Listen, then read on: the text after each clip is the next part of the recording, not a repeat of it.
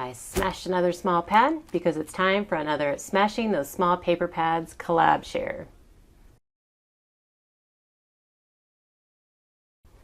Hey guys, it's Beth. Welcome. As I said, I smashed another small paper pad. This is a little collaboration I'm doing with two friends of mine, Sarah, who is Crafting and Relaxing here on YouTube, and Kathy, who is Stampin' Cat over on Instagram.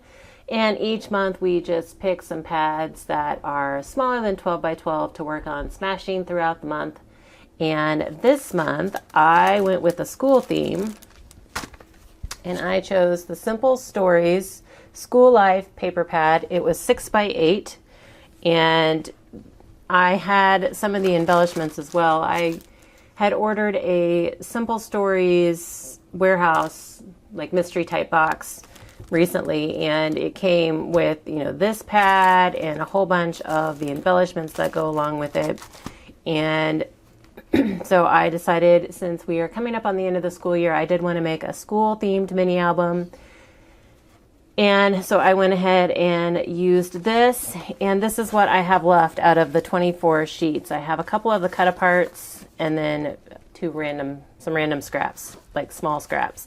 And I'm going to save the cut aparts because I also have the 12 by 12 as well as a collection kit that goes with this. So I'm going to go ahead and save those, and I'm sure I'll just roll those into that collection, and I'm sure I can use them then. So what did I make? I still need to do the binding on this, but I made a mini album. And I'm one who likes to kind of use what I have on hand for bases for my mini album. So whether that's paper bags or envelopes, chipboard. This case, it does happen to be chipboard. I went through my chipboard stash and tried to find some nice solid pieces that would act as good pages. Excuse me. I think allergies are causing my voice to go this morning. And so I made my cover to be 6 by 8, but then I did the inside pages. I trimmed those down to be 5 7/8 by 7 7/8, just because at the top of the paper on a lot of them, there was where you tore it from the pad, it was kind of a little bit curled, or I don't know. So I knew I wanted to be able to trim that off. So, but other than that, I was just able to go through and put the whole page just onto my chipboard and then trim off what little excess I had. So this was one of the pages. It had the little composition box here, just like if this was a composition notebook. So actually, if you look at the front cover and the back cover, it looks like it is a composition notebook. And so I just put this sheet on, and then I did add some stickers, to dress it up, like Getting School, just so I have a title for the album. And then I did add some other stickers to kind of jazz it up a little bit.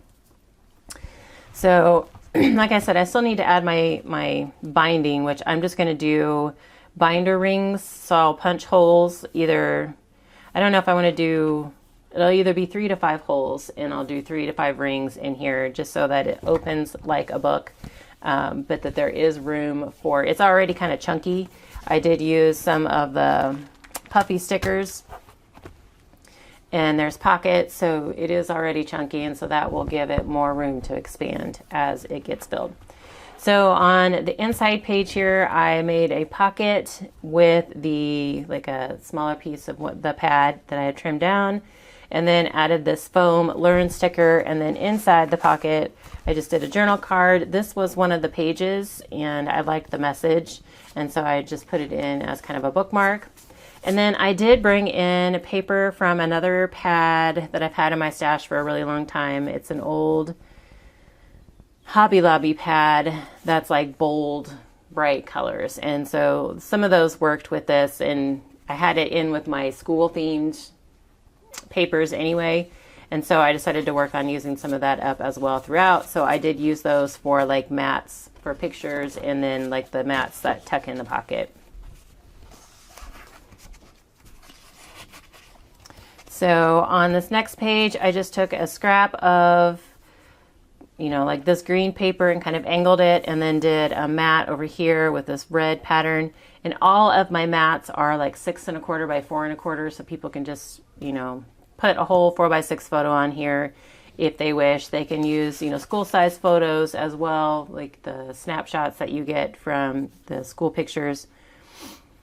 And then here I just kind of added a few of the stickers around. This one I just added a mat kind of directly behind it, added a label, some puffy stars. This one I just kept simple and added this learn puffy sticker word. And then this opens up as like a flap.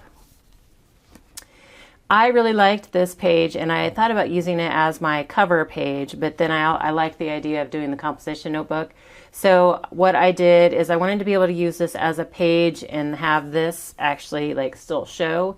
So what I did is there were 2 of each paper in the pad, and so I took one paper and put it on directly onto my chipboard piece, my page, and then I trimmed out the other one so that it created a pocket.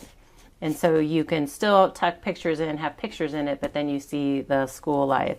And I left it mainly as is, just came in and added a couple of foam stars to it. This one is this flap comes up. This one was I just used some plain cardstock from my stash and then brought in some more stickers. Just kind of offset this particular mat with some white cardstock that I had, and then I brought in some puffy stickers and foam stickers. Did another pocket with the other half of this orange sheet that I had, and then it used a scrap from the paper, and then this is a sticker, like a border sticker that was in the sticker book.